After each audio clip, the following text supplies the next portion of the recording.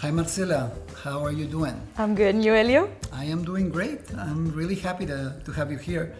And I have some questions for you about Aguijon Theater.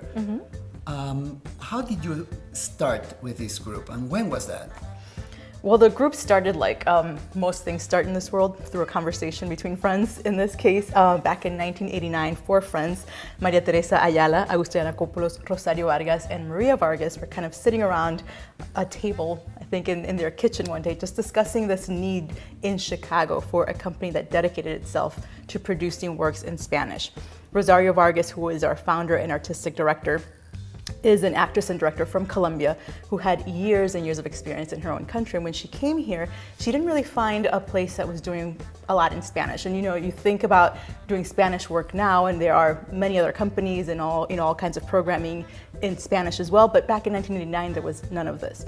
She did go to a company at the time, Latino Chicago. It's a very important company in the history of theater in Chicago. It's not around right now.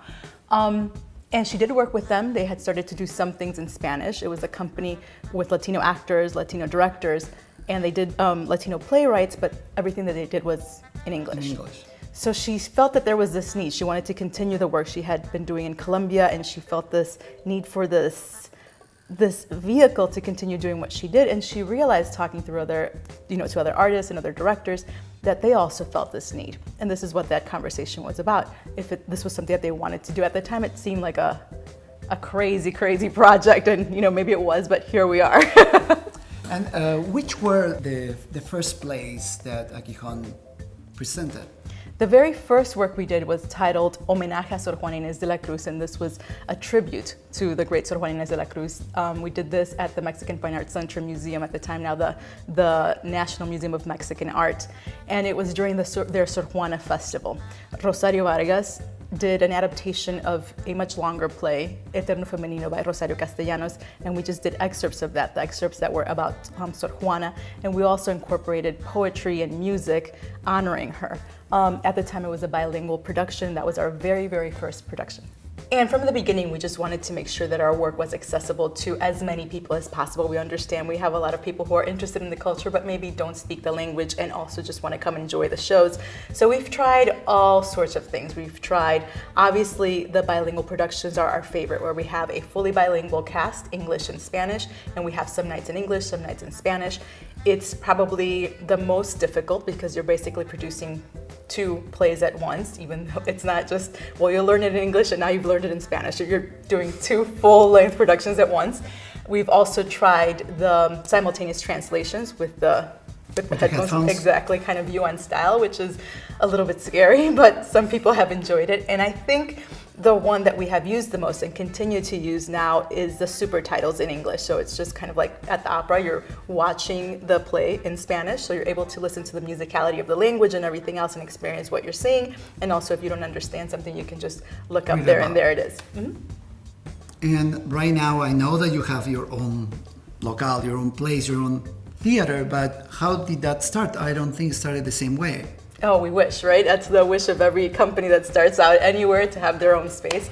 That was not the case. However, we were very lucky that through the generosity of Truman College, we were able to have an office there at their space, and we were also able to use their theater to premiere our works. And then after that, we traveled throughout the city and throughout the suburbs and closed states to take our work to the different places, universities, libraries, all throughout the city. And that was kind of our way of getting our work out there.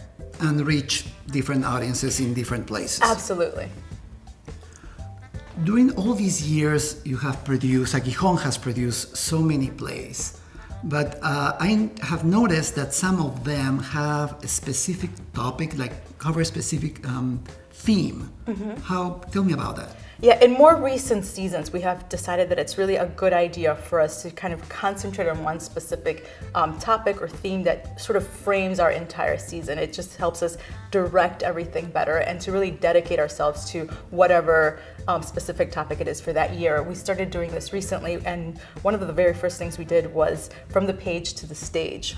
And we worked with literary projects that were not theatrical in nature, and we adapted them to the stage, from the page to the stage. One of the things that we did was from an essay by Elena Poniatowska about las soldaderas, the soldier women of the Mexican Revolution.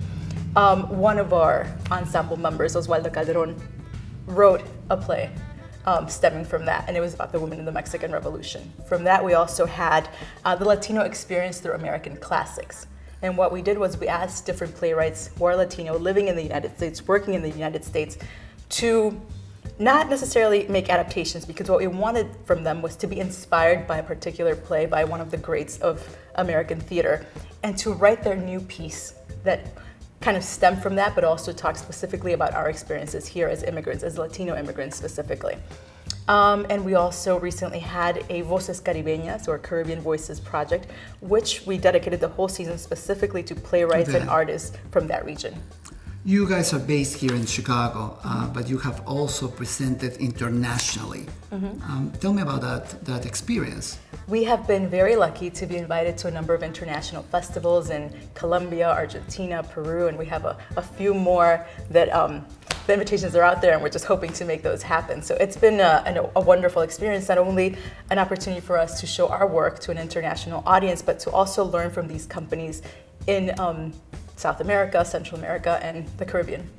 And now you are celebrating 25 years, a silver anniversary. That's right. And what are the plans? 25 years. As you mentioned, we are doing specific seasons, and this season, of course, we have to celebrate. We have to celebrate 25 years of doing continuous work, which we are very proud of. But also, we wanted to celebrate three greats of Hispanic letters, of literature.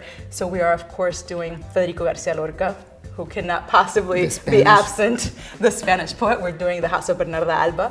We're also doing Carlos Fuentes' Orchids in the Moonlight, Orquídeas a la Luz de la Luna. Mexican. Exactly, and we are kicking off the season with La Chunga by Mario Vargas Llosa, and do you know where he's from? Peru. That's correct. And it's our way of not only celebrating these three amazing writers from Latino literature, Hispanic literature, but also because these three particular productions we have done in the past. They're part of our history. They're part of our 25 years. And we wanted to revisit them and not only celebrate what we have done in the past, but also see where we are now, how we face and how we immerse ourselves in these productions that we did in the past. Well, Marcela, congratulations for all this hard work. I know that you have done the best here in Chicago. Thank you. Congratulations to us.